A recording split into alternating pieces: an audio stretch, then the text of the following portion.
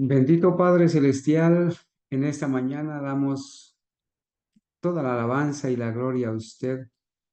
Gracias, Señor, porque su misericordia la ha renovado para con sus hijos fieles en esta mañana. Porque usted, Señor, nos proveyó la noche anterior un descanso tranquilo, porque usted veló nuestro sueño y porque nos ha despertado con el único ánimo de venir a sus atrios con acciones de gracias, acciones de alabanzas.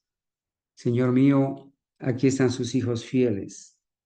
Como cada sábado en la cita semanal, usted nos espera para bendecirnos, perdonarnos. Hemos venido a adorar, Señor. Suplicamos el perdón de nuestros pecados en la justicia de Cristo. Queremos, Señor, hacer de la alabanza y la honra a Cristo nuestro único objetivo. Padre mío, gracias por su palabra profética más segura. Gracias por la escuela sabática que nos va a permitir estudiar. Donde quiera que estén mis amados hermanos congregados, uno o dos o tres o más, su divina presencia reclamamos en la justicia de Cristo, que sus santos ángeles aprueben esta reunión y que en cada lugar donde mis hermanos se encuentran reciban la bendición, la compañía de su Santo Espíritu. Gracias por alentarnos, por sostenernos, por instruirnos y por permitirnos conocer al verdadero Cristo de la Biblia, el que vino con naturaleza humana como la nuestra, quien es nuestro ejemplo, nuestro modelo, quien puede darnos el poder para vencer, porque Él ya venció. En nuestra naturaleza humana caída, esperamos, Señor, tu poder para que tu poder se fortalezca en nuestra debilidad. Hoy alzamos la voz, Señor, para alabarle y agradecerle y suplicarle que a cada hermano que hoy ha venido a adorar en la escuela sabática, su bendición sea impartida para él, para su hogar, para su trabajo, para su salud. Bendiga, Señor, todos los planes y proyectos que nuestros hermanos y este servidor tenemos para llevar el mensaje del tercer ángel a toda nación, tribu, lengua y pueblo. Bendiga a las personas que están escuchando estos temas y que están abrazando el mensaje del tercer ángel también. Perdone los pecados de nuestros hijos, Señor, nuestros propios pecados. En la justicia de Cristo, Señor, no tenga en cuenta nuestras maldades, porque nosotros hemos pecado y hemos hecho lo malo ante sus ojos. Pero de Jehová nuestro Dios es el tener misericordia y el perdonar, aunque contra Él nos hemos rebelado. Gracias, Señor, por los obreros de la 11ª hora que están viniendo a abrazar este mensaje y por todas aquellas personas en el mundo entero que le aman y le obedecen y que constituyen su iglesia verdadera en esta tierra. Oramos por ellos y por nosotros mismos, Señor, y por mis hermanos en el nombre de Jesús. Amén. Amén. Amén. Alabad a Dios en su santuario. Alabadle en la magnificencia de su firmamento. Alabadle por sus proezas. Alabadle conforme a la muchedumbre de su grandeza. Soberano Dios y Padre nuestro, nuevamente sus hijos aquí reunidos para estudiar. Estamos estudiando, Señor, para conocer al verdadero Cristo, al verdadero Evangelio. Estamos conociendo a un Jesús que nos puede entender, que nos puede ayudar, que nos extiende su mano poderosa. Ese verdadero Cristo que pone su justicia para que el Padre no vea nuestras inmundicias. Padre Celestial, muchísimas gracias por permitirnos reunirnos nuevamente en las horas sagradas de este santo día. Gracias por mis hermanos que están reunidos y gracias por las personas que en un futuro van a conocer todas estas grandes verdades. Hermanos que se han acercado, porque a través de lo que representa la obra, el trabajo en este canal, el Señor ha permitido que estén con nosotros. Damos gracias por ello, Señor. Por las personas que también han recibido en algún momento literatura, Padre eterno.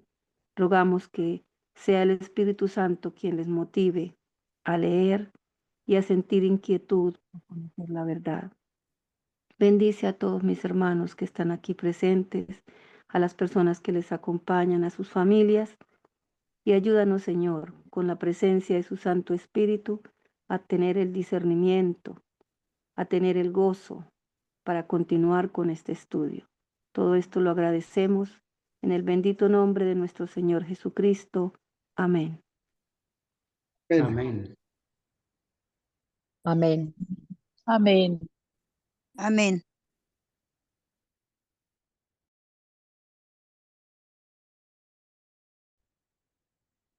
Bueno, hermanos, un feliz santo sábado para todos. Nos reunimos con el gozo y la alegría de siempre porque continuamos estudiando, porque estas verdades están fortaleciendo día a día nuestra fe, porque el Señor nos está preparando para compartir, para levantar la voz, para mostrarle a muchos el error, la mentira, el engaño en que puedan estar. Así es de que, hermanos, les extiendo una cordial bienvenida a todos los que están en este momento en la sala de Zoom, eh, a nuestra hermana Irma Judith García Hernández. Nos alegra mucho que esté con nosotros, a Laura Juliana Navarrete, al hermano Oscar y su esposa, y a todos mis hermanos con los que hemos venido compartiendo estos años en este canal. Hemos cumplido 9 meses de estar estudiando la naturaleza de nuestro Señor Jesucristo a través de este libro titulado La palabra se hizo carne. Son 100 años de cristología que el pastor Ralph Larson estudió, investigó, consultó. 100 años de cristología en el adventismo del séptimo día, partiendo de 1852 y yendo a 1952. Nosotros estamos en este momento en ese periodo que él llamó el periodo de claridad, de unidad en cuanto a la doctrina de la naturaleza de nuestro Señor Jesucristo. Ese periodo que contempló desde 1852 al año 1952, porque después de 1952 ya no se habla de un periodo de claridad ni unidad en cuanto a esta doctrina.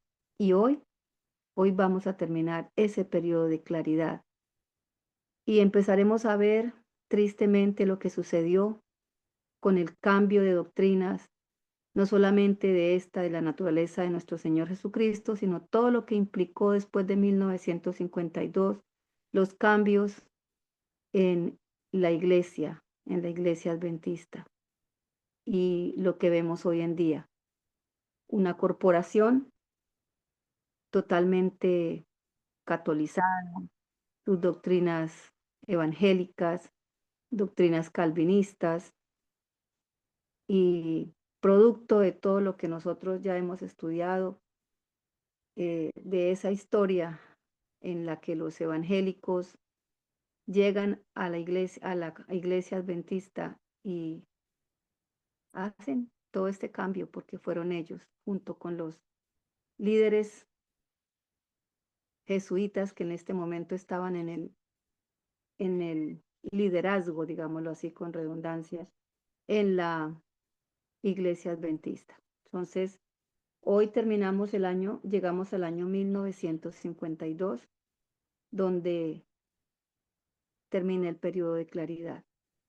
Y estudiamos los últimos 36 años después de la muerte de la profeta del Señor, esos últimos 36 años de claridad y de unidad en esta doctrina. Entonces, hermanos, nos disponemos con nuestro libro en físico para continuar, quedamos en la página 119.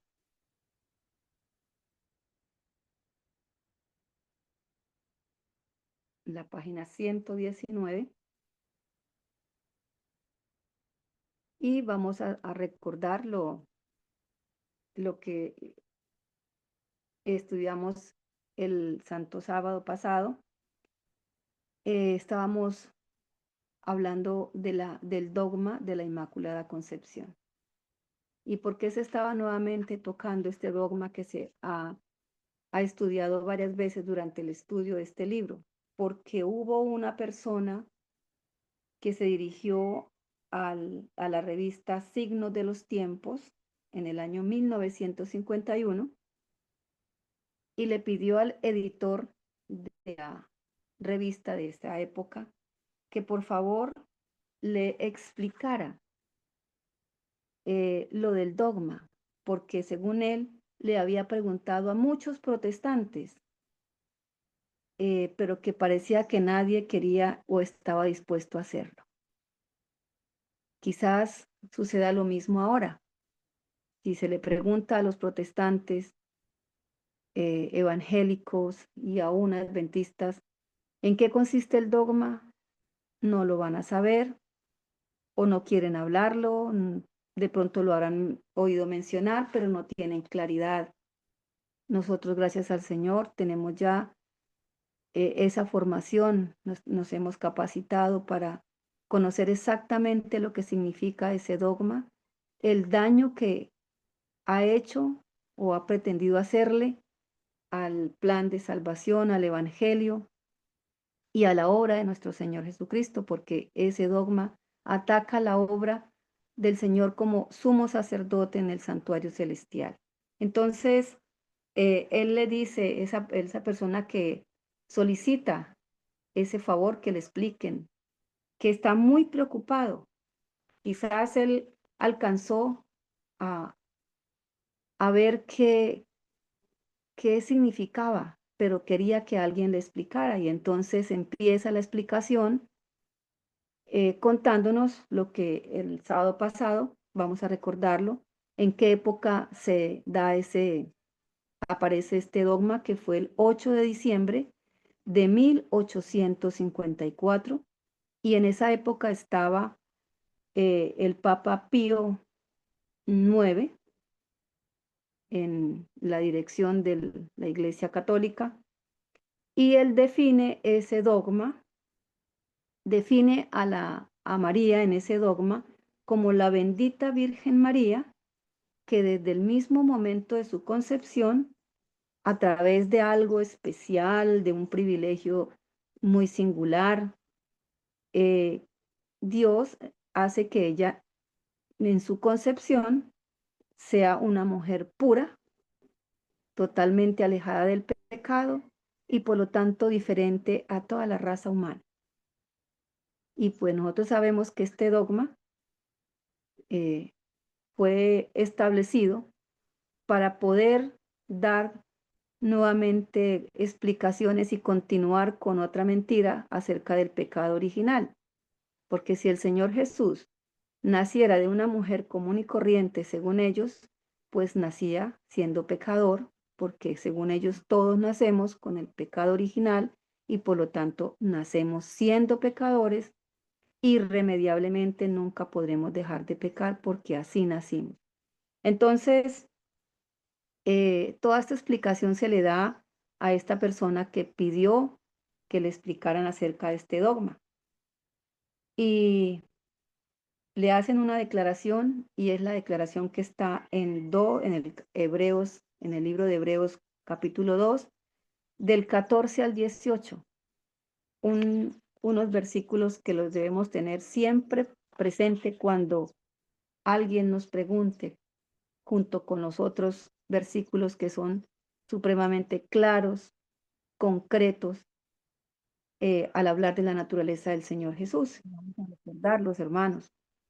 Dice, porque así como los hijos de Adán, todos nosotros, participan de carne y sangre, es decir, participamos de la misma naturaleza de Adán después de que pecó, porque nosotros no hemos nacido, nosotros no nacimos antes de que Adán pecara, nosotros nacimos, y el Señor Jesús también, después de que Adán pecó.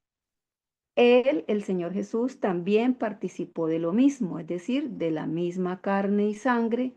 Y cuando se habla de carne y sangre, se está hablando de la naturaleza humana caída, porque realmente Él no tomó sobre sí la naturaleza de los ángeles, ni siquiera tomó la naturaleza de los ángeles, tomó la naturaleza del hombre en su momento en el que Él viene aquí a la tierra, y como lo dice el Espíritu de Profecía, habían transcurrido 4000 años de pecado, de degradación que el pecado había originado, había causado en el ser humano.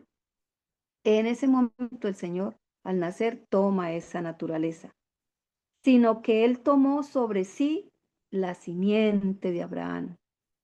Cuando habla de simiente, enseguida nos traslada a lo que significa la ley de la herencia, la genética.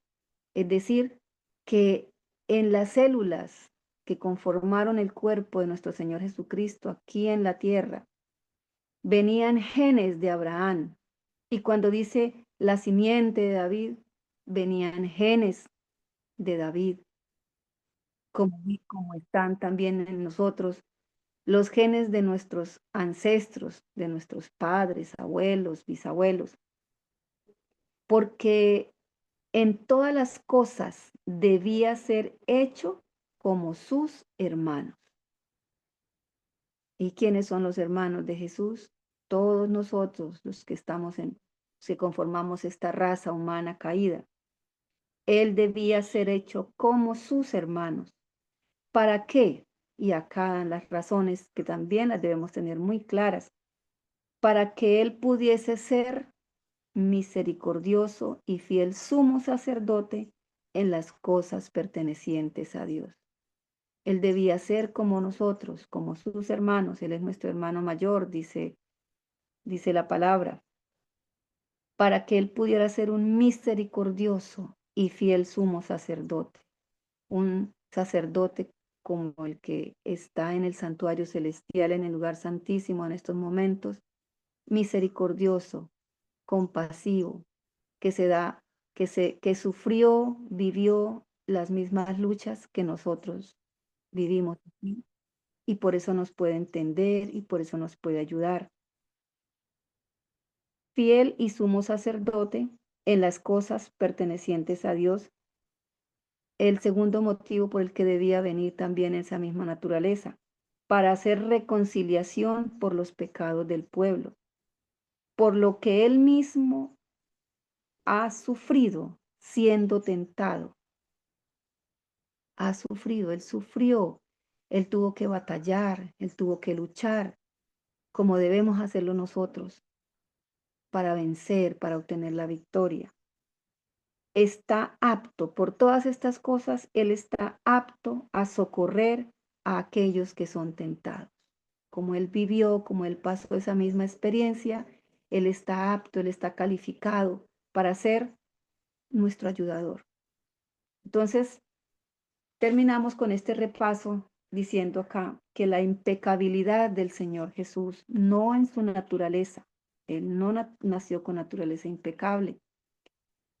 Su impecabilidad es en el carácter, dice, la impecabilidad de Jesús fue obtenida a expensas de angustia del alma, porque el Señor Jesús oraba y oraba la noche entera, se aislaba de sus discípulos, y en el momento duro quiso que sus discípulos también le acompañaran en oración. Dice, esa impecabilidad de su vida, de su carácter, una vida sin pecado, teniendo nuestra misma naturaleza, fue obtenida a expensas de angustia de alma, fuerte llanto y lágrimas a Dios para obtener la victoria. Fue una victoria ganada en el terreno árido de la batalla. Fue una victoria obtenida no solamente por estar aquí en la tierra, sino por tener la misma naturaleza que nosotros. y no solamente dando un salto desde una naturaleza natural a una naturaleza naturalmente sin pecado.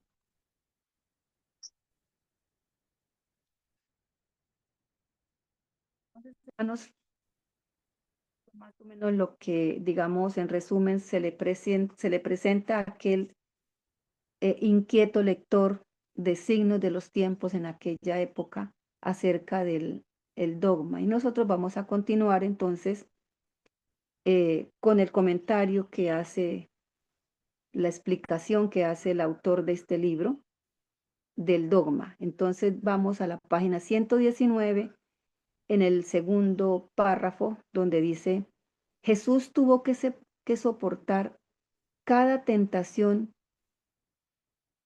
Jesús tuvo que soportar cada tentación natural a la humanidad. Jesús tuvo que soportar cada tentación natural a la humanidad y sintió el fuerte impulso a la indulgencia, el cual ha nacido en cada uno de nosotros. Nosotros tenemos un fuerte impulso a ceder a la tentación. Cuando dice un fuerte impulso a la indulgencia. Por ejemplo,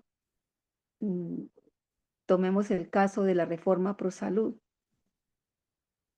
Estamos tentados fuertemente a la indulgencia, es decir, y se lo escucha mucho a las personas y se lo dicen a uno, no, pero no sea tan estricto, no sea tan extremista. Eso una vez al año no hace daño. Eso, la comida se hizo para disfrutarla. Dios nos dio la comida. Es decir, somos tentados a la indulgencia, a ceder, cuando en el caso de la reforma pro salud sabemos que hay muchas cosas que hacen daño y que nos están dañando el cuerpo. Entonces somos fuertemente llevados a la indulgencia. Así fue el Señor Jesús. Él también fue fuertemente, sintió esa, ese impulso a la indulgencia, pero ¿cómo lo venció?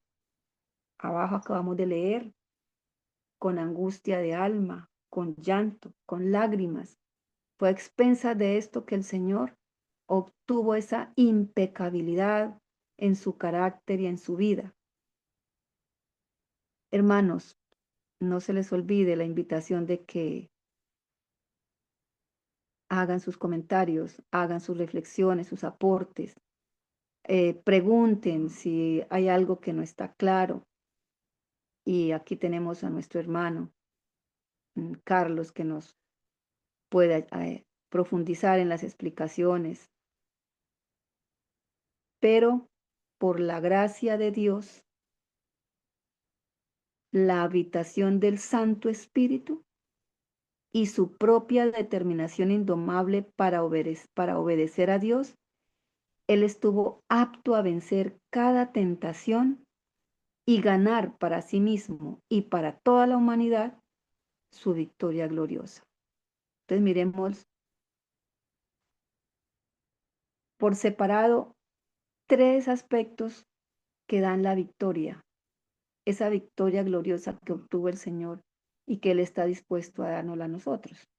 Mirémoslos. Dice, por la gracia de Dios. ¿Qué significa por la gracia de Dios, hermano?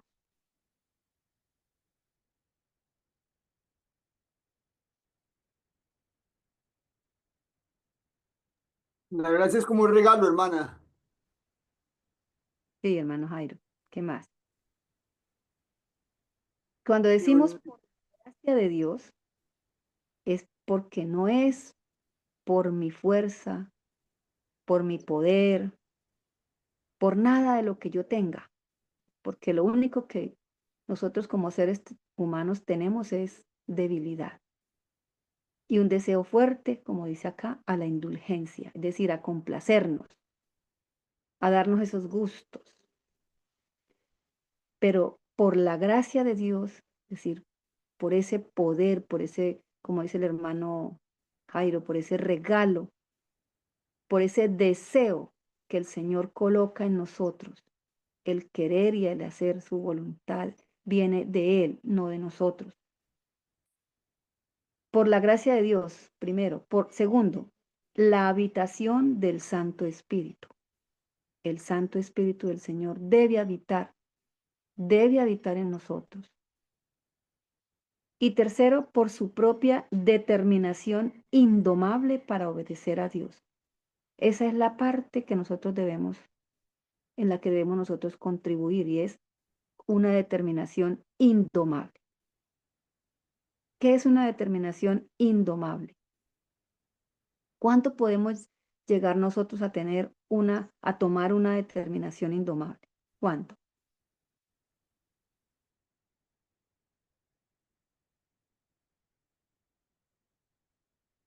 Bueno, yo sigo poniendo el mismo ejemplo, ¿cierto? El de la reforma pro salud, porque para meternos o tomar otros aspectos, pues son muy delicados, pero yo digo, en el caso de la reforma pro salud, ¿cuándo yo puedo tomar una determinación indomable para obedecer a Dios en la reforma pro salud, por ejemplo? Hola, Hermana, hermano. pues yo entiendo. Ajá. Bueno, Disculpe, hermano. Siga. Siga, hermano, hermano. Sigue, hermana, primero. Ay, bueno, gracias. gracias. Muy amable. Bueno, hermana, la pregunta que su merced hacía sobre, es que aquí a veces se me va la señal y ayer iba a preguntar una cosa, iba a aportar algo y no pude porque se va la señal. Pero bueno, ahorita parece que está estable. Lo que su merced preguntaba ahorita, que una decisión indomable es algo bien trascendental en la vida del cristiano, hermana. Porque, por ejemplo, en cuanto a lo de la reforma pro salud, yo hace rato, mucho rato que no estoy consumiendo carne y ni pollo, a veces clara de huevo, a veces cocino un huevo y me como la clara, la yema me da rebote, pero muy rara vez, porque a veces me los cocinan y me los ponen ahí, y pues por pena yo me como la clara. ¿Y por qué no se comió la yema? No, porque me hace, me cae pesado. Entonces, ¿qué pasa? Me regañan porque estoy muy delgada, por esto, por lo otro, y, y me dicen que sí, que yo estoy muy extremista, que no como carne, que me voy a morir, y que la proteína de la carne, que falta, que esto, que lo otro, y eso me dan unas cantaletas. Es una lucha que tengo que tener, enfrentar casi todos los días. Entonces, ¿qué pasa? Yo compro mi mercadito integral, apenas me llega a poner los centavitos, yo voy, compro para 2 meses, 3 meses, así cada 3 meses me pagan un poquito que me dan y, y entonces yo con eso lo tazo y compro mis cositas, lo más necesario y como es para mí sola, pues yo tazo. Pero hermanos, les quiero contar un testimonio. A mí aquí, ahorita casi todos están enfermos y yo soy la que me levanto a hacerles las aguas, que tomes esto, que les hago un carbón con limón, con un tricito de sal de fruta o bicarbonato y se les mejora a veces los malestares, que la gripa, que les dio todas esas pestes que están dando aquí a todo mundo la trae, que la gripa, que la fiebre. Ahorita hay aquí uno que está enfermo grave con gripa, fiebre y todo eso y yo les hago lo que puedo. Y a mí, para la honra y la gloria de Dios, a mí nunca me ha dado nada. Yo lo único que ahorita tengo un poquito alterado es la tiroides, que me salió altica. Pero pues eso sí hace rato yo la tengo, de muy joven. Y me sacaron la mitad y tengo la mitad, pero pues ahí la estoy manejando. Seguramente está muy bajito el medicamento, tendrán que aumentarlo. Pero es lo único que me está afectando así, pues notoriamente, pero no es una cosa de extremos, que me da mucho sueño, que me he subido un poquito de peso, no mucho, como 2 o 3 kilos me subí, pero yo estoy comiendo lo más sano posible. Pero a mí no me da ninguna enfermedad, hermano, de las que le da a todo el mundo, que son de moda, que están en el furor de la moda, pues, no, nada. Y entonces ellos los he escuchado sin que ellos se den cuenta que ellos, oiga, pero mi mamá sí es muy fuerte, dice mi hija, o las peladitas, dicen mis abuelitas, no le da nada. Y yo voy y hago los mandados, que si me toca ir al norte, que si me toca ir a la gobernación, que si me toca ir a la fiscalía, a donde tengan algún problema, vaya abuelita, me dan los pasajes y me dicen qué tengo que hacer, todo les sale bien. Yo no, a mí, yo ando la seca y la meca en Bogotá sola porque a veces ni sepa dónde es que voy preguntando en el Transmilenio y a mí nunca me pasa nada, nunca me dan nada. Entonces ellos se admiran o sea, el testimonio que se da al ser uno, la palabra que usted dijo ahorita, ya se me olvidó, o sea, como enfrentarse uno a esa lucha diariamente Hermana, para determinación indomable. Es decir, eso, ¿qué nos lleva? determinarse. ¿Qué nos lleva? Por- Exactamente, ¿qué nos lleva? Yo tengo un concepto, no sé, será el mismo, ¿sí? El que ustedes puedan tener. Yo, por ejemplo, pienso que para tomar, así como el Señor Jesús dice, su propia determinación indomable para obedecer a Dios. Estos tres aspectos, la gracia de Dios, la Ujú. habitación del Espíritu Santo en él y su propia determinación indomable para obedecer a Dios, eso, dice, él estuvo apto para vencer, eso lo hizo apto para vencer y ganar para sí mismo, él ganó para esa victoria, pero dice, y para toda la humanidad, la victoria del Señor Jesús es para toda la humanidad y él está dispuesto a concedernos Sí, esa victoria. hacernos invencibles por la determinación que yo tome respecto a lo que el Señor dice. Es que no es lo que otro diga, que si otro dice, no, pero como decía usted ahorita, no, que es que somos extremistas, que no, si el Señor nos mandó un mensaje a través de su sierva que no debemos comer carne para este tiempo por muchas razones, quizá en el pasado, porque ahorita me cuestionaban a mí, que cómo el Señor Jesús comió pescado, que cómo el Señor Jesús, que los primeros cristianos, o sea, cuando asaban el cordero, cuando y se lo comían y todo eso, que entonces eso qué, que eso era, que eso entonces qué. Yo dije, bueno, Dios tendría una época en que les permitió hacerlo, porque de pronto los animales estaban totalmente sanos, ahora no, ahora toda la carne que la gente se come está infectada de todas esas vacunas, de todas esas cuestiones que le ponen a los animales para prevenirles las pestes, las enfermedades. O sea, los tiempos son diferentes. Anteriormente los hijos respetaban a los padres, ahora los hijos no respetan a los padres, entonces, y dejamos de ser padres porque no nos respetan, no, seguimos siendo padres y los hijos siguen siendo hijos. Entonces, las situaciones en cada época son diferentes, pero nosotros tenemos, o sea, la escritura desde el principio nos enseña lo que es bien y lo que es mal, y eso no se puede cambiar. Bueno, hermana, Entonces, gracias. Y bueno, entonces, llamémosle. si hay algún hermano que quiera o una hermana, ¿qué se requiere para tomar esa determinación indomable? En el caso que yo estoy colocando, que es en la reforma pro salud, porque eso se aplica a todo, pero en el caso de la reforma pro salud, esto se aplica a todas las reformas que nosotros mm, debemos eh, tomar para nuestras vidas. En el caso de la reforma pro salud, para mí, y si hay los hermanos, si hay algún hermano que piense que tiene otra razón, es el que yo me lea, me instruya, conozca. Por ejemplo, hace muchos años atrás, póngale 40 o más años atrás, yo llegué a consumir gaseosa, ¿sí? Yo no sabía. En mi niñez, en mi juventud, mi adolescencia, yo nunca escuché que alguien dijera, esto es dañino porque contiene una elevada cantidad de azúcar, porque además del azúcar contiene una cantidad de químicos que cada uno hace una labor terrible en nuestro cuerpo. Yo eso no lo supe. Pero el día que yo escuché, me compartieron un video acerca de la composición de una de esas bebidas azucaradas que es muy famosa en el mundo y que contenía ácido fosfórico y que contiene ácido fosfórico. ¿Y qué es lo que hace el ácido fosfórico una vez que entra en el cuerpo? Yo sentí como angustia, yo sentí pánico. ¿Cómo así? Cuando esta sustancia entra, ocasiona una crisis que uno ni siquiera se da cuenta que puso a su cuerpo en crisis, en emergencia. Y el cuerpo, ese cuerpo maravilloso, perfecto que Dios diseñó, activa todos los mecanismos para poder salir de esa crisis, de esa emergencia en el que nosotros estamos colocando el cuerpo al consumir cosas como esas.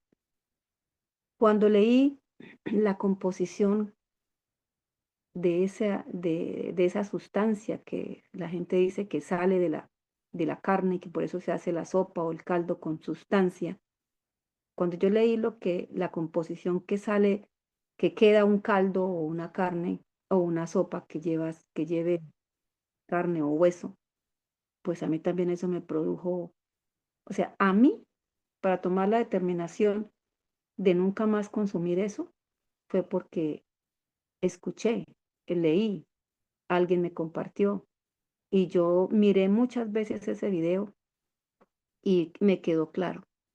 Entonces, así como para tomar determinaciones indomables para la reforma de todo lo que tenemos que reformar en nuestras vidas, debemos capacitarnos, debemos estudiar, debemos ir en el caso de nosotros como estamos ahorita para no ser llevados por este viento de doctrina a la palabra de Dios, a los escritos del Espíritu de profecía, a los escritos de esos siervos del Señor que llamamos nosotros pioneros, que aunque digan que no fueron inspirados y que cometieron errores y que apostataron, fueron en ese momento siervos del Señor, guiados por el Señor para escribir estos libros, tanto que la profeta del Señor dice que ellos deben volver a hablar, es decir, debemos imprimir, leer y compartir estos libros. Entonces, esa fue lo que hubo en el Señor. Y el Señor tuvo el conocimiento, y por eso dice que el niño crecía en sabiduría, porque el Señor le permitió, a medida que el niño Jesús crecía, él obtenía sabiduría de su Padre, del cielo. ¿A través de quién? De María como madre que le leía las escrituras, que le leía o le explicaba como una madre le debe hacer a su hijo. Entonces, esa victoria obtenida por el Señor, para Él y para la humanidad, es la que nosotros debemos tomar esa determinación cada día, pedirle ayuda al Señor, pedir la presencia de su Espíritu Santo en nuestras vidas. Y por la gracia del Señor, el Señor nos concede la victoria. Dice, a través de su muerte en el Calvario, Él pagó el precio del pecado original y liberó a toda la humanidad de su culpa. Por eso no nacemos con ningún pecado original, porque a través de su muerte en la cruz, Él liberó a toda la humanidad de esa culpa. Pero Él también expió los pecados originales de los hombres de tal manera que todos los que aceptan su sacrificio han sido liberados de su propia culpa, como también de la ruina del pecado original. Entonces, no basta con decir, Jesús murió por los pecados de toda la humanidad, sino que todos los que aceptan su sacrificio seremos liberados de esa culpa y de ese pecado que Adán cometió, y por lo tanto no pesa sobre nosotros ese pecado original, no nacemos pecadores. Para rescatar a la humanidad de su desesperada condición pecaminosa, porque una vez que el hombre peca, está en un momento, está en una condición desesperada. ¿Quién iba a liberarlo de esta situación? Dice, Jesús tuvo que compartir nuestra humanidad para podernos rescatar de esa condición, situación desesperada. Para obtener la redención y la victoria para la humanidad, Él tuvo que entrar en el conflicto. ¿Qué conflicto había? El conflicto de los siglos, que llamamos nosotros, por eso se llama el libro El conflicto de los siglos. Una vez que el hombre cae, empieza un conflicto, esa batalla entre el bien y el mal, esa batalla entre dos bandos, dijéramos así, en donde en uno está Satanás y en el otro está Jehová de los ejércitos, como comandante de ese ejército victorioso. Él tuvo que entrar en el conflicto llevando la misma naturaleza de aquellos a quien él vino a redimir. Él no tomó la naturaleza de los ángeles porque los ángeles no necesitaban redención. Tomó nuestra misma naturaleza porque es la naturaleza de los que Él vino a redimir. Él tuvo que heredar la naturaleza naturalmente pecaminosa de aquellos, naturalmente pecaminosa de todos los hijos de Adán, para que su victoria sobre la tentación pudiese ser de valor y significado para la humanidad. Detengámonos aquí, hermano. Dice, Él tuvo que heredar la naturaleza naturalmente pecaminosa. Todos nosotros nacemos, hemos nacido y los que seguirán naciendo hasta el último momento. ¿Qué heredamos? Una naturaleza naturalmente pecaminosa. Para nuestros hermanos que hace muy poco están asistiendo, una naturaleza pecaminosa no es una naturaleza pecadora. Es decir, no nacemos pecadores. Nacemos es con la tendencia, con ese fuerte impulso, como decíamos ahorita de arriba, hacia la indulgencia, a ceder, a darnos gusto. Entonces, y no porque darnos gusto al consumir un alimento sano sea pecado, sea pecado. No, nosotros nacemos con esos gustos, tenemos el deseo de la buena comida. El problema es que si nosotros hacemos de la comida un ídolo y permanecemos todo el tiempo, todo el día comiendo, y fuera eso, pues agravando cuando se come no alimento, sino algo que llene comida, ¿sí? Ahí ya no es una pasión biológica normal. Entonces nacemos con la naturaleza naturalmente pecaminosa de los hijos de Adán para que su victoria sobre la tentación pudiese tener valor y significado para la humanidad. Nosotros podríamos en este momento tener eh, al hablar de la victoria del pecado, sobre el pecado de nuestro Señor Jesucristo, eso tendría para nosotros valor y un gran significado si el Señor Jesús hubiese venido en la naturaleza impecable de Adán, es decir, con una naturaleza diferente a nosotros, diferente a la que tenemos. ¿Tendría eso valor para nosotros? ¿Tendría eso algún significado para nosotros? ¿Qué nos responden los que piensan todo lo contrario? ¿Qué dicen?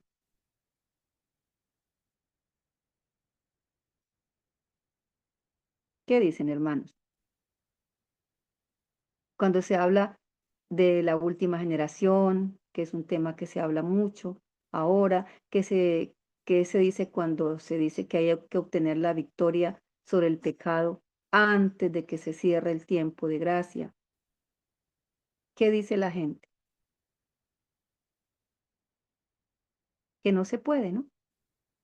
Y si le decimos, pero ¿cómo el Señor Jesús obtuvo la victoria? Ah, no, porque es que Él nació con una naturaleza diferente. Él no tuvo la misma carne y sangre que nosotros tenemos. Él no tuvo que batallar. Para Él todo fue fácil.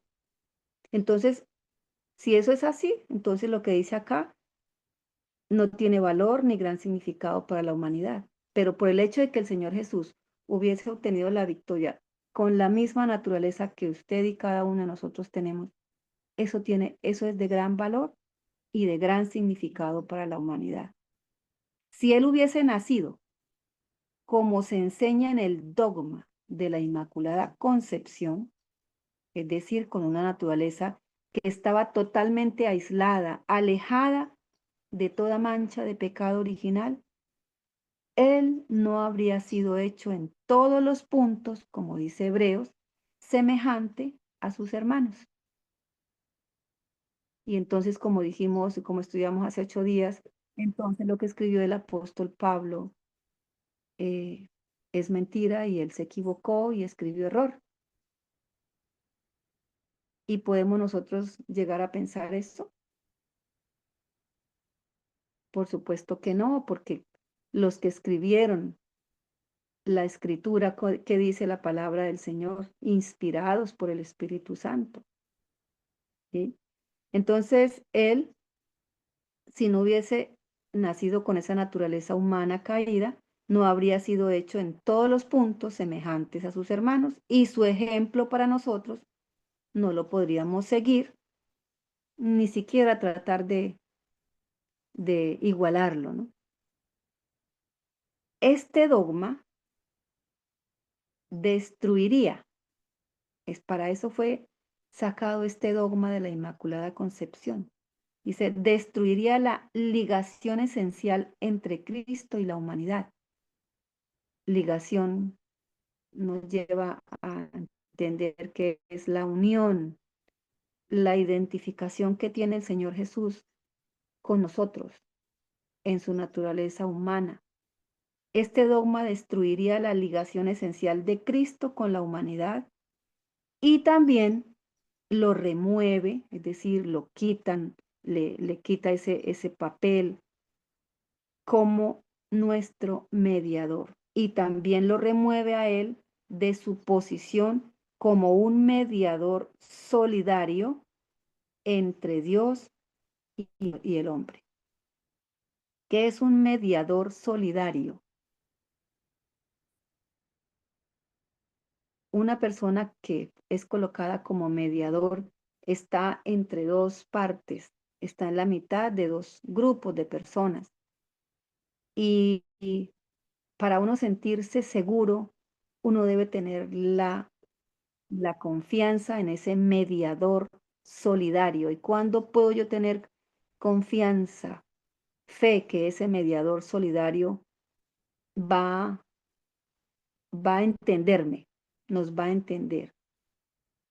Pues cuando uno sabe que esa persona ya pasó por lo que yo estoy pasando, por lo que yo puedo haber sufrido o estoy sufriendo. Entonces, Él es nuestro mediador solidario. ¿Por qué? Porque Él vivió, experimentó en su propia carne lo que nosotros también debemos pasar, experimentar, sufrir. No habiendo nacido con los espasmos de la tentación bajo el peso de una naturaleza pecaminosa por nacimiento, o sea, por nacimiento el Señor Jesús, por esa encarnación, el Señor Jesús nació con los espasmos de la tentación bajo el peso de una naturaleza pecaminosa. Pero si no fue así, entonces Él no podría entender nuestra entrada en nuestras experiencias. No podría entendernos en todas las experiencias que nosotros como seres humanos pasamos aquí en la tierra. Así, habiendo destruido ese dogma, refiriéndose al dogma de la Inmaculada Concepción, así, habiendo destruido la base para su mediación, porque lo remueve como mediador, y ya leímos por qué, porque con este dogma, entonces hay necesidad de otros mediadores. La Virgen María, según las doctrinas de la Iglesia Católica, los santos que ellos mismos canonizan. Habiendo destruido la base para su mediación, pero reconociendo la necesidad de una ligación entre la humanidad y Dios, la Iglesia Católica ha exaltado a su Madre María para que sea la mediatriz de la humanidad entre la humanidad y su divino Hijo. Entonces, a raíz de ese dogma, entonces María es elevada como una mediatriz, es decir, una mediadora entre Dios y los hombres. Y entonces cuando uno quiere explicarle eso a las personas, le dice, pero es que lo remiten a uno al pasaje donde María, cuando se acaba el vino allá en la fiesta, en las bodas de Caná, ella, a ella recurren las personas que se dan cuenta que se acaba el vino y le piden a ella que hable con su hijo, que sea la mediadora para que haya más vino, ¿sí? Esa es la única que yo siempre he escuchado que colocan como para justificar que ella es mediadora, ¿sí? También entre Dios y los hombres, y por eso se toma a María para adorarla, para rezarle, para hacerle todo lo que se le hace a María. Se le dedican días, se le dedican meses, se le dedican pueblos, y es la patrona de muchos pueblos. Entonces, fue justamente contra estas herejías infames, fue justamente contra estas herejías infames, segunda de Pedro 2:1, que el apóstol Juan alertó a la iglesia. Él le dio una prueba para encontrar la verdad. Miremos qué dice segunda de Pedro 2:1, hermano. Un hermano, una hermana que por favor nos lea. Segunda de Pedro 2:1.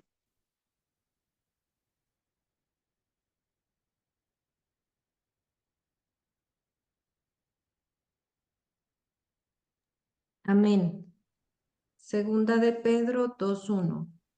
Así dice la palabra de Dios. Pero hubo también falsos profetas entre el pueblo, como habrá entre vosotros falsos maestros, que introducirán encubiertamente herejías destructoras, y aún negarán al Señor que los rescató, atrayendo sobre sí mismos destrucción repentina. Gracias, hermana. Entonces, el apóstol Pedro acá está hablando de esos falsos maestros. ¿Y qué es lo que inunda ahora el mundo llamado cristiano, el mundo evangélico? Falsos maestros que sacan sus infames herejías, en este caso este dogma, que remueve al Señor Jesús como nuestro mediador, como nuestro sumo sacerdote en el santuario celestial, necesitándose entonces seres humanos con la naturaleza nuestra caída como mediadores. ¿Qué nos dice el apóstol Juan entonces en primera de Juan 4:2-3? Dice que con esta lectura, él dice, él le dio una prueba para encontrar la verdad. Importante que tengamos claro estos versículos para encontrar la verdad. Dice, en esto conoced el Espíritu de Dios. 2 puntos. Cada espíritu que confiese que Jesús Cristo ha venido en la carne es de Dios. Cada espíritu que confiese que Jesús Cristo ha venido en la carne es de Dios. Cuando se está refiriendo a la carne, está hablando de la naturaleza humana caída de nuestro Señor Jesucristo. El que confiese esto es de Dios. Y cada espíritu que no confiese que Jesús Cristo ha venido en la carne no es de Dios. Y este es el espíritu del anticristo. De eso también ya hemos tocado en sábados anteriores. ¿Cuál es la marca del anticristo, no? ¿Cómo identificarlo? El que confiese que Jesús no vino en esta naturaleza humana caída es un anticristo. Un anticristo es el que se opone a la verdad acerca de la naturaleza humana de nuestro Señor Jesucristo. ¿Por qué?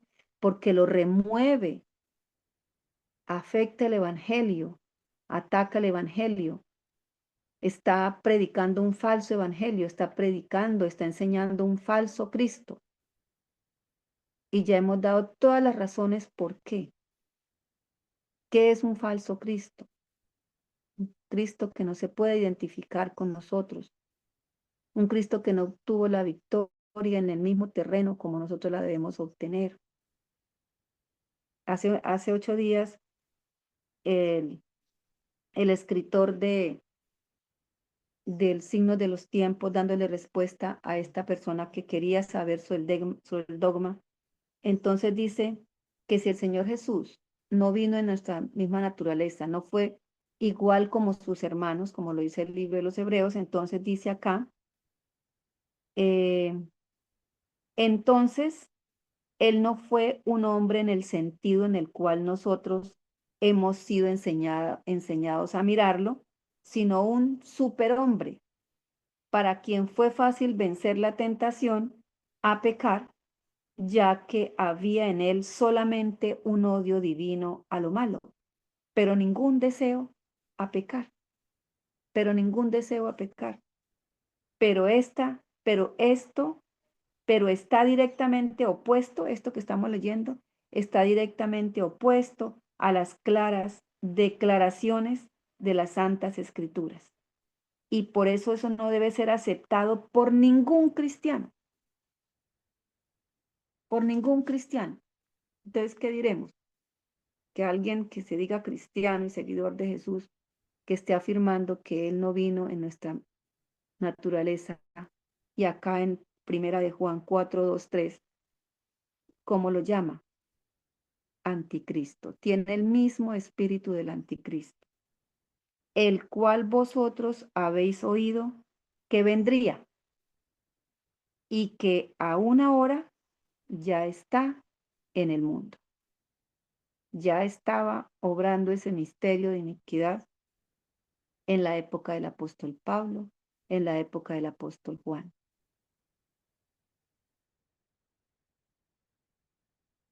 ¿Algún aporte, mis hermanos? Preguntas. Pues hermana, mire, en lo que su merced está enseñando respecto a la naturaleza de Jesús, el diablo es muy astuto porque él no quiere que nosotros enseñemos que Jesús o creamos que enseñemos y creamos que Jesús vino 100% humano como nosotros para poderse solidarizar con nuestras necesidades, porque si Jesús no hubiera sido así, entonces sería un mentiroso, un impostor, porque no hubiera utilizado nuestra naturaleza humana para vencer como humano. Y estaba yo meditando en dos ejemplos humanos, pues deben haber muchos más porque no solo ellos pueden haber sido vencedores como humanos, que fue, uno de esos fue Job y el otro fue Enoc. Ellos en sus tiempos fueron hombres perfectos, íntegros, de tal manera que Enoc fue llevado al cielo sin gustar la muerte, porque dice que caminó con Dios y fue amigo de Dios. Entonces, si él como humano en su tiempo también había maldad, también había mentira, también había hurto, robo, eh, todo lo malo que el ser humano conoce como lo que no es correcto, ellos tuvieron que enfrentarlo, él no, quizá lo tuvo que enfrentar, pero él nunca se desprendió la mano de Dios y pudo vencer y fue amigo de Dios. Job también, Job ni siquiera sabía que él estaba siendo probado allá en las cortes celestiales cuando Satanás llegó y el Señor le pregunta y él pone a Job como una garantía de Dios. Pero ¿cómo va él a pecar si tú lo tienes cercado? Pues así cualquiera. Y el Señor le demostró que no era así como él decía le quitó la protección que supuestamente Satanás decía, la garantía que tenía Job, que yo digo que Job es como el prototipo de Jesús. Entonces lo dejó desprotegido aparentemente, o sea, aparentemente no, realmente lo dejó, o sea, le quitó esa protección que Satanás alegaba tener, que tenía, y lo dejó solo, pero Job venció. En medio de toda su crisis, de todo lo que pasó, él venció y fue victorioso. Entonces, ¿en qué estriba el éxito de un ser humano? Y en el caso de Jesús también. Jesús, ¿por qué venció? ¿Por qué pudo salir ileso junto con Enoch, Job y quizás otros personajes de la Biblia que nosotros de pronto no tenemos el conocimiento pleno de eso? ¿Cómo vencieron? ¿Cómo vencemos nosotros hoy en día también? Cuando nosotros estamos tomados de la mano de Dios, siempre ahí, en la mente, y no darle ocasión a la mente de distraerse en nada que no tenga que ver con la perfección en el Señor. Si nosotros y ellos vencieron, nosotros también podremos vencer cuando estamos conectados con el cielo, con la ayuda divina del Padre, del Hijo y del Espíritu Santo. Si nosotros estamos ahí, los ángeles estarán acampando alrededor nuestro y estarán protegiéndonos también. Pero necesitamos tener una conexión directa con el cielo, con el Señor, orando siempre, pensando en qué habré pecado. Señor, no permitas que yo hoy haga esto malo. Yo cuando me veo muy enferma, así que me dan unos arrebatos todos raros, yo digo, Señor, si en algún momento he olvidado un pecado, Señor, tráemelo a la mente, porque qué día la hermana, creo que es su merced o el hermano Carlos, bueno, uno de los dos, dijo que si nosotros no hemos confesado un pecado, que no podemos, o sea, haber sido perdonados, no seremos purificados, no seremos limpios, no podremos ser sellados. Entonces, eso, uy, a mí me dio un correntazo así de pie a cabeza porque yo dije, "Ay, Señor, uno a veces causas que uno ignora y yo siempre todos estos días le pido al Señor, Señor, si en algún momento la muerte me sorprende, borra todos mis pecados, no sé cuáles no habré confesado, Señor, pero no permitas que mi nombre sea borrado del libro de la vida, porque de esa manera es que nosotros podemos estar conectados con el cielo, derramando nuestra vida, nuestro corazón y pidiéndole al Señor que nos recuerde los pecados que quizás nosotros hemos olvidado y no hemos confesado, porque entonces, y yo pienso que ese es el éxito de todo ser humano, de todo cristiano, de toda persona que se acerca a Dios, es entregarle su memoria, su vida, todo su ser para que el Señor nos limpie y nos purifique, porque Bueno, aunque sí, nosotros queramos así es, someter nuestra hermano. voluntad a Dios, si no lo hacemos sinceramente, pues el Señor no va a poder limpiarnos. Y solo así podremos ser anotados en el libro de la vida, pienso yo, no. Esa es mi Hermanita, convicción. recuerde lo que acabamos de, tenga siempre presente lo que acabamos de leer aquí arriba. En este libro dice, primero, la victoria se obtiene por la gracia de Dios, ¿sí? Sí, No hay nada en nosotros, absolutamente nada en nosotros que tengamos para vencer. Lo único es, primero, la gracia de Dios, que está diciendo de que eso fue lo que hubo en el Señor Jesús en su naturaleza humana. La amén. gracia de...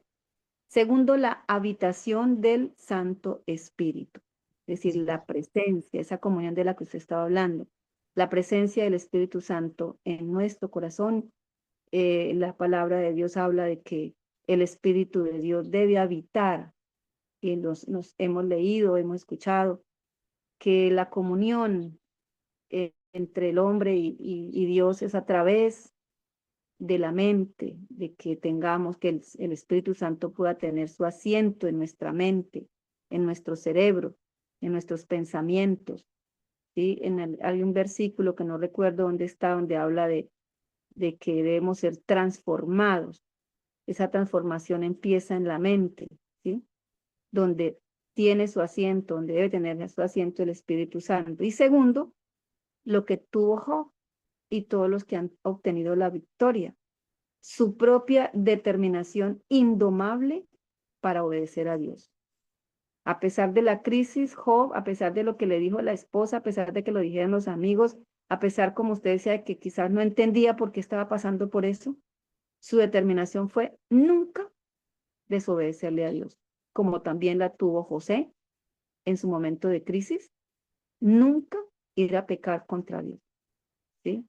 Esa es la parte que uno debe tomar y se toma mediante la gracia de Dios, que es el que coloca en nosotros el querer y el hacer.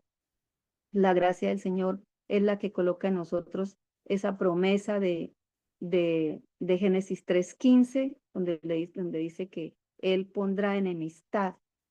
Él es el que coloca en nosotros enemistad hacia el pecado, el no querer tener nada que ver con el pecado ni su autor, el que hace que lleguemos a tener odio, repugnancia, fastidio hacia el pecado. Eso es lo que nos lleva a nosotros a tomar esa determinación indomable. Es decir, la victoria se la debemos toda a Dios. No hay nada en nosotros para gloriarnos, absolutamente nada, ¿sí? Que eso es lo que los que hablan de esta doctrina errónea, entonces lo tildan a uno de legalistas, porque somos los que queremos guardar la ley de Dios y que por la ley de Dios que vamos a ser salvos y que según ellos la ley no salva a ninguno, ¿sí? La ley de Dios no salva a ninguno, pero el que no la guarda tampoco se salva, ¿sí? No ha podido entender eso, cómo se obtiene la victoria. Y aún peor si está creyendo, como el anticristo, de que Jesús no vino en la carne, en esta carne humana, en esta carne que contiene naturaleza humana caída, ¿sí? Por eso este libro se llama El Verbo se hizo carne. ¿Cuál carne y cuál sangre? La que dice Hebreos capítulo 2, la misma que tienen sus hermanos. Por eso fue hecho semejante a sus hermanos y fue tentado en todos los puntos como sus hermanos. Jesús tuvo que heredar la naturaleza naturalmente pecaminosa. Y siempre vamos a repetir, hermanos, ¿qué es naturaleza pecaminosa?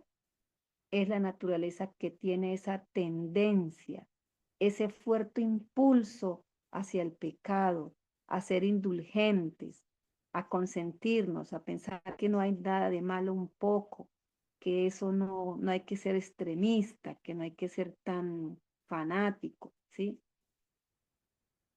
Él tuvo que heredar la naturaleza naturalmente pecaminosa de todos los hijos de Adán, que su victoria sobre la tentación puede ser de valor y significado para la humanidad. Claro, tendrá valor y significado si Él fue como uno de nosotros aquí en la tierra, con la misma naturaleza humana caída.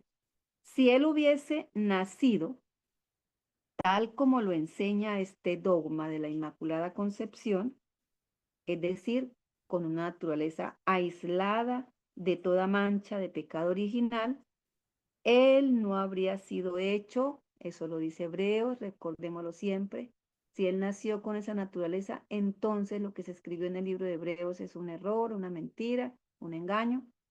Él no habría sido hecho en todos los puntos como sus hermanos. Y nosotros no podríamos seguir su ejemplo o aún tratar de emular, es decir, como tratar de imitarlo.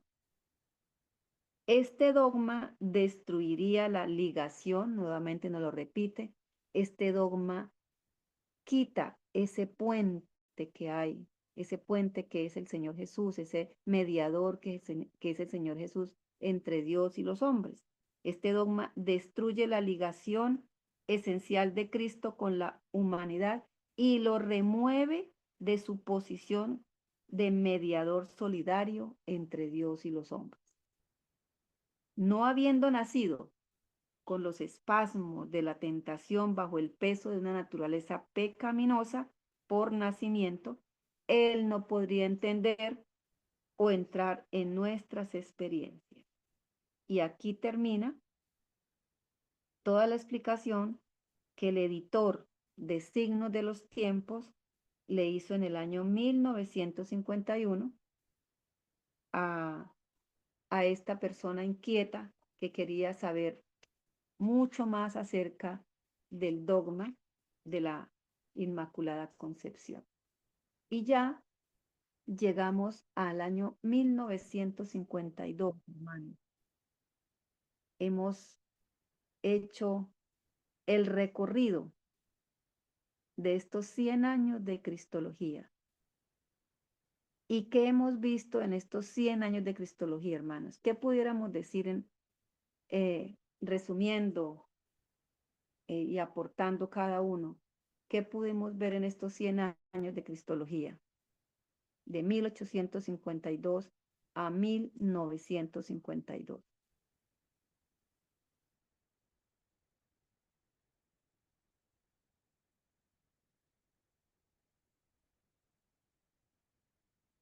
¿Qué podemos decir? Que solamente vemos lo que el autor llama aquí época de claridad. La iglesia hablaba con una única voz. No había uno pensando, como es ahora. ¿Qué es ahora?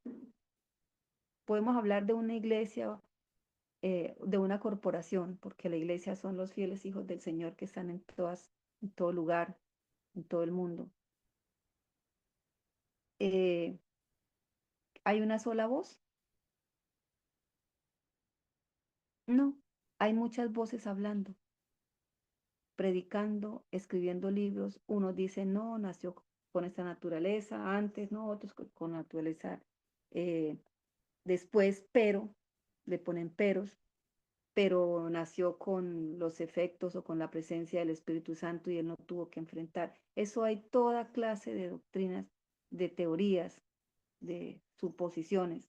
No hay una única voz, por lo tanto no hay claridad. Y cuando no hay única voz ni hay claridad, ¿qué hay? ¿Qué hay, hermanos? Confusión. Y si nosotros tenemos la oportunidad de hablar con muchas personas, vamos a ver que lo único que tienen es confusión. Ah, no, fue que vino un hermano y dijo esto, después vino el pastor y dijo aquello. Pues no, no sabría decirle al fin entonces qué es tal cosa cuando uno ha conversado con las personas que están en esa confusión. Y estar en confusión es estar en dónde. En En Babilonia. Babilonia, hermano. En Babilonia. ¿Y cuál es el consejo del Señor? Salid de ella, pueblo mío, Para, para que no participes de los juicios que van a tener esas iglesias caídas. Jesús, ujú, plaga, niña. plagas, sí, hermanos. Entonces, acabamos de arrimar al último año, 1952, y en todos los escritos del espíritu de profecía, en los escritos de los pioneros, de los líderes de estos 100 años de cristología, no escribieron solamente, digamos, personas que no tuvieran que ver con el liderazgo, ¿no? Vimos escritos de presidentes de conferencia, vicepresidentes de uniones. Había total unidad, no había esa divergencia. Y en 1952,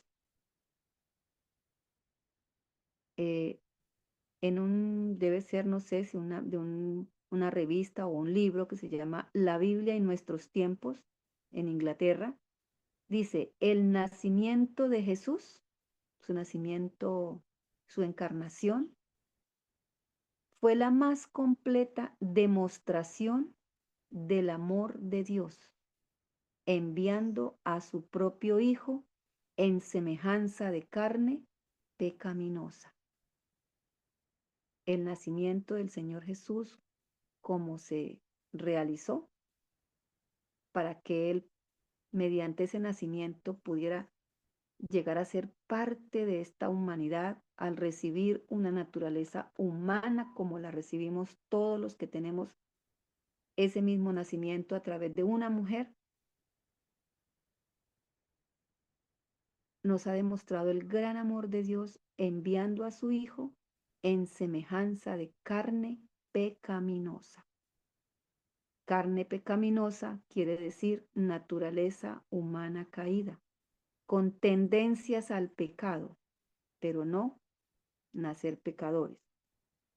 Él es tocado con nuestros sentimientos y enfermedades porque Él comparte nuestra naturaleza.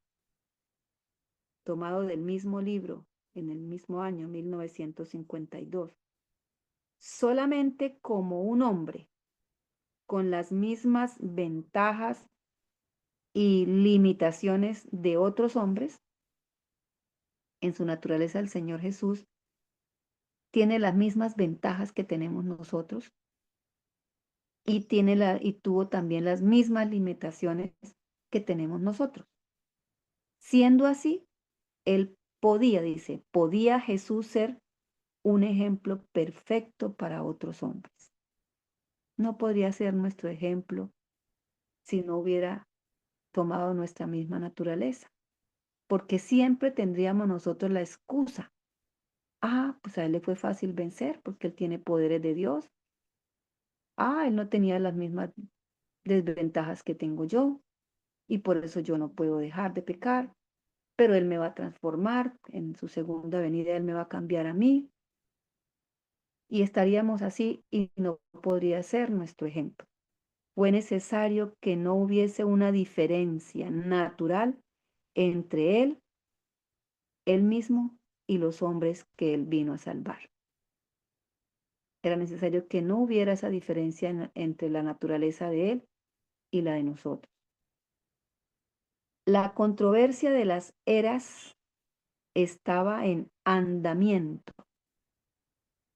Su resultado sería determinado en su persona,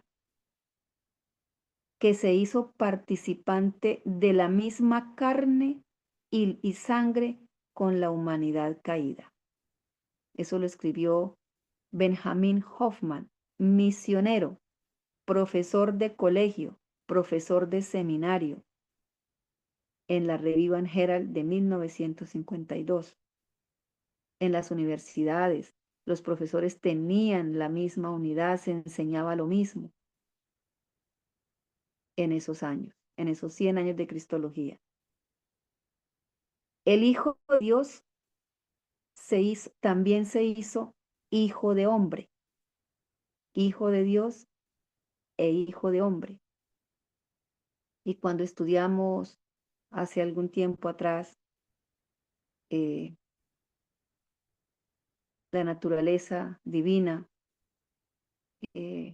entendimos que al Señor Jesús, al aceptar ese plan de salvación allá en las edades eternas, esto lo dice acá tengo por acá un libro que hace parte de la Biblioteca del Espíritu de Profecía, y en Mensajes Selectos, tomo 2, en el capítulo 29, que tiene como título Cristo, nuestra única esperanza, dice: antes de que se establecieran los fundamentos del mundo, Cristo, el unigénito de Dios, se comprometió a convertirse en el redentor de la raza humana. Si pecaba Adán y aquel que era participante de la gloria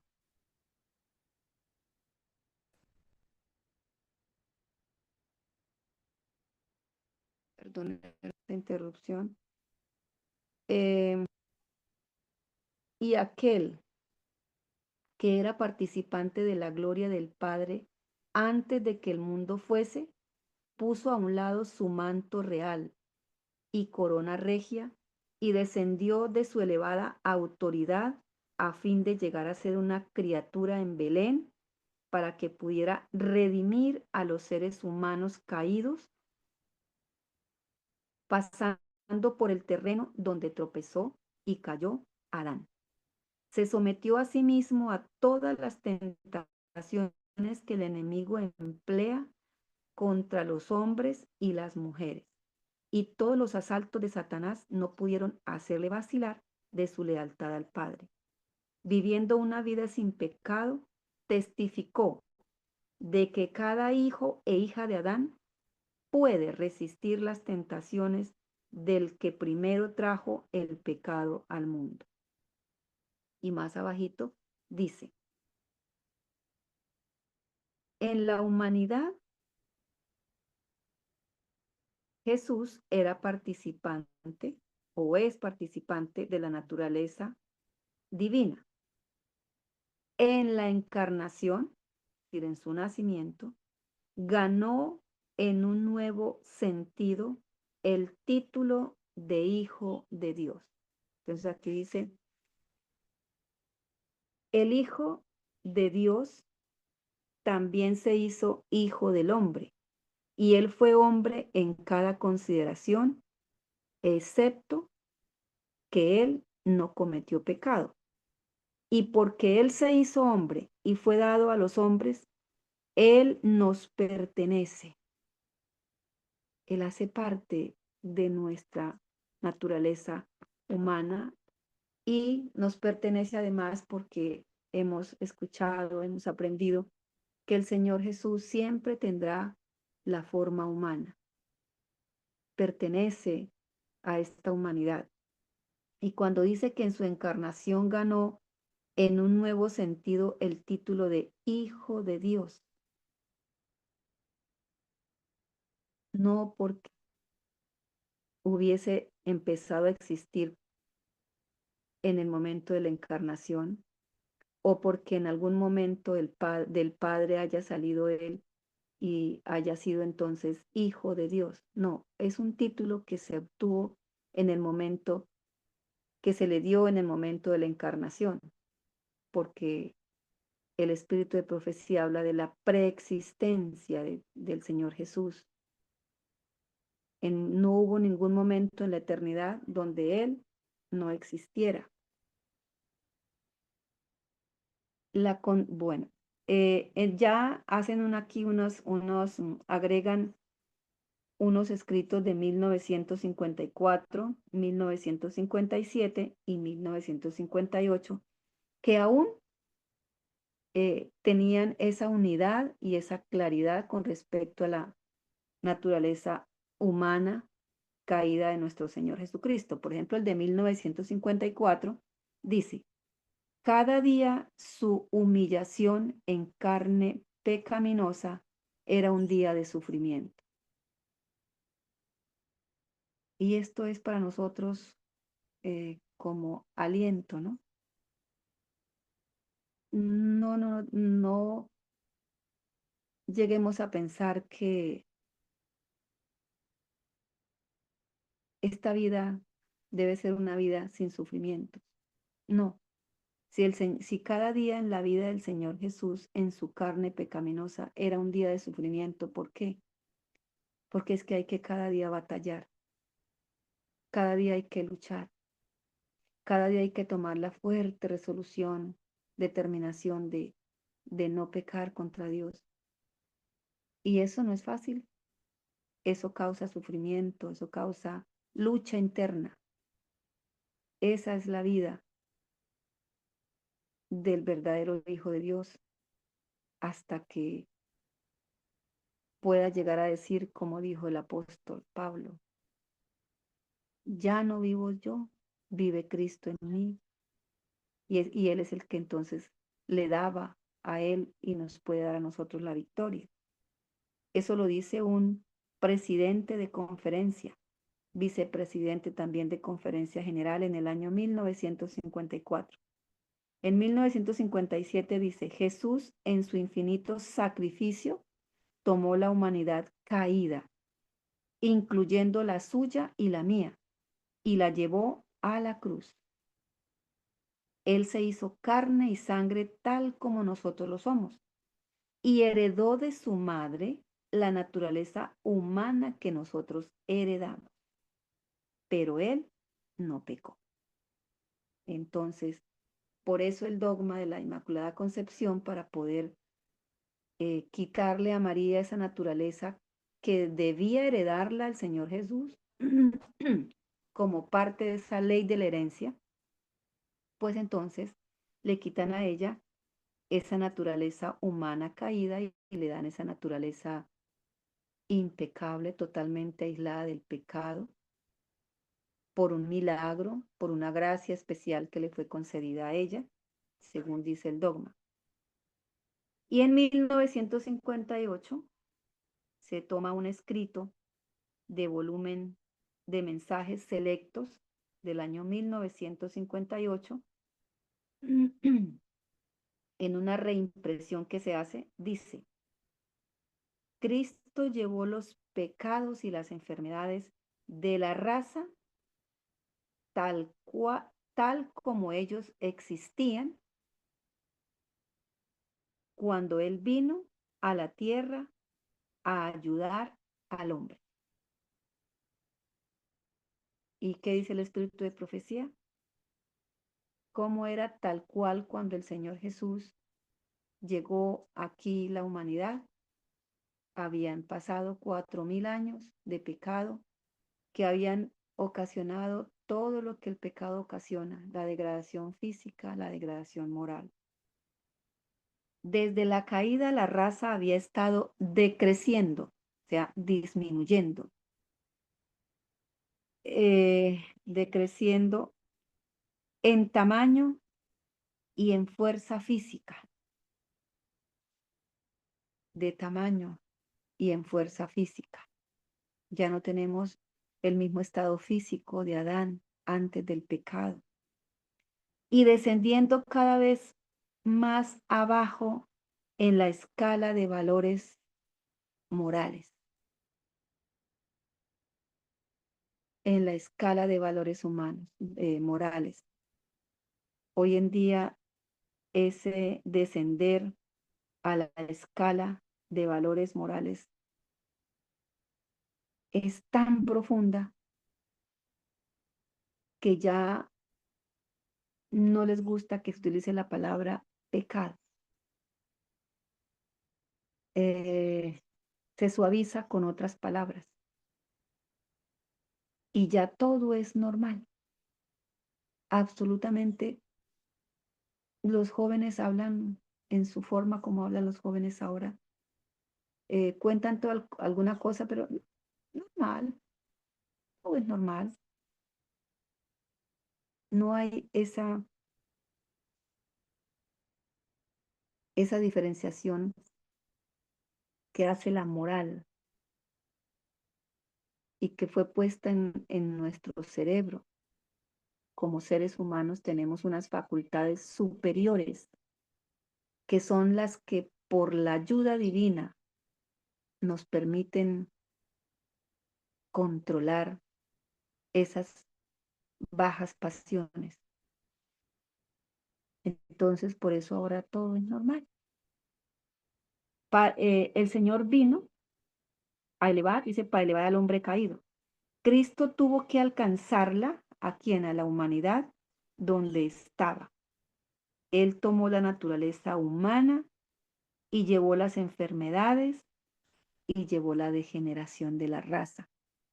Por eso él tuvo que encarar, como leímos acá, donde dice que su impecabilidad la tuvo a expensas de angustia de alma, fuerte llanto y lágrimas a Dios. Y terminamos, la humanidad de Cristo alcanzó las mismas profundidades de las miserias humanas y se identificó a sí mismo con las debilidades y necesidades del hombre caído. ¿Y cómo fue posible esto, hermanos? Entonces nos pueden tildar de decir, entonces para ustedes Jesús fue un hombre común y corriente. Fue común y corriente en nuestra naturaleza, pero en él estaban las dos naturalezas, la humana y la divina. Que ese es un misterio que nosotros no podemos entender, quizás en la eternidad, en las edades de la eternidad, como en él las dos naturalezas, humana y divina. Solamente el Espíritu de Profecía nos dice que esa humanidad, que esa divinidad se veló, o aún mejor para entenderlo, que esa divinidad se vistió, se revistió de humanidad, es decir, no usó su humanidad divina, no usó sus poderes, nunca dejó de ser Dios, pero sus poderes como Dios no los usó para obtener la victoria, porque Él realmente, dice aquí, alcanzó las mismas profundidades de las miserias humanas y se identificó a sí mismo con las debilidades y necesidades del hombre. Él no vino aquí a aparentar ser hombre cuando no lo fue. Él se hizo carne, dice la palabra del Señor. Entonces, hermanos, hemos llegado al final, al periodo, al año 1952, donde empieza toda una revolución a los pilares, a las doctrinas que por más de 50 años o alrededor de 50 años hay una cita del Espíritu de Profecía que habla de esos años donde con la presencia del Espíritu Santo y el don de profecía en Elena de White se establecen los fundamentos, los pilares de esta iglesia, de este movimiento que fue levantado para llevar al mundo un mensaje especial. ¿Cuál es ese mensaje especial?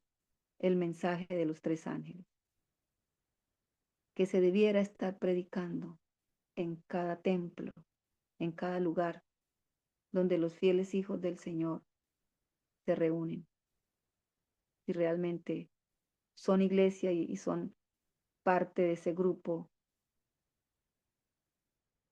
llamado remanente que el Señor ha tenido durante todo este tiempo encargado de levantar la voz, como dice Isaías, como trompeta, para llevar al mundo este mensaje, porque este movimiento fue creado con una misión especial, que es la que lamentablemente nos está haciendo por parte del mundo adventista corporativo. Entonces, hermanos, empezaremos el próximo sábado con la voluntad de Dios, una etapa en donde vamos a nuevamente a recordar esa etapa de los años de la década de los 50, cuando se da esa revolución, la llegada de las doctrinas evangélicas y la afectación a las doctrinas de la iglesia adventista. Muchísimas gracias, hermanos, por su presencia y gracias a Dios que nos da los recursos, los medios, estos libros, este canal para hacer este trabajo y para capacitarnos. Muchas gracias, hermanos. Dios los bendiga. Vamos entonces a terminar la escuela sabática. Hermana Argenis, hermanita Argenis, Dios la bendiga, un feliz sábado. Amén. Bueno, hermanos, a los hermanos también los saludamos, un feliz santo sábado y yo quiero aprovechar estos minuticos, hermanita, para decirles que hoy precisamente terminamos de estudiar casi durante 9 meses este tema sobre el verdadero Cristo de la Biblia. Hermana Argenis, yo quiero públicamente agradecer a Dios y a usted por su perseverancia en instruirnos a través de este texto. Y solamente tenemos una conclusión, quienes hemos asistido a este curso, donde hemos revisado más de 400 citas de la hermana White que atestiguan que Cristo cuando vino a esta tierra tomó nuestra misma naturaleza caída.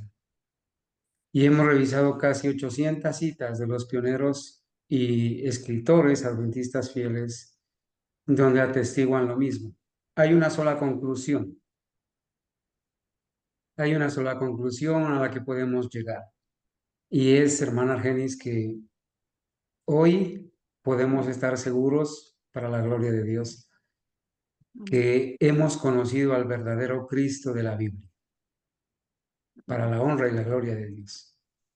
Y como tal, nunca, hermanos, nunca, ninguno de los que hemos asistido a este estudio podrá ser engañado por un falso Cristo. El Cristo de las denominaciones es un falso Cristo, que no es igual a nosotros, que no vino con nuestra misma naturaleza. Por eso, cuando venga el verdadero Cristo, a muchas personas les va a decir: apártense de mí, no los conozco. Ustedes estaban creyendo en un Cristo falso, en un Cristo inmaculado, en un Cristo de la denominación adventista, en un Cristo de las iglesias protestantes, en un Cristo católico, que vino con naturaleza como la de Adán antes de que pecara, o sea, en una naturaleza inmaculada. Ahora nos gozamos, hermana Argenis, y nos gloriamos en el Señor al saber que el Señor nos ha dado esa linda oportunidad de crecer en el conocimiento del verdadero Cristo. Y nos gozamos en eso, y por eso quiero darle la honra, la gloria a Dios. Ahora nuestra vida es diferente porque sabemos que el Señor Jesucristo fue como uno de nosotros, y estando en esta misma naturaleza, Él demostró que sí se puede vencer el pecado, dependiendo de su justicia, de su poder, y confiando solamente en el poder de Dios para vencer. Hermana Argenis, vamos a cerrar con una oración y le vamos a dar gracias a Dios por esto. ¿Está bien? Tenga la amabilidad de usted de orar para terminar la clase de escuela sabática. Vamos de rodillas, hermanitos.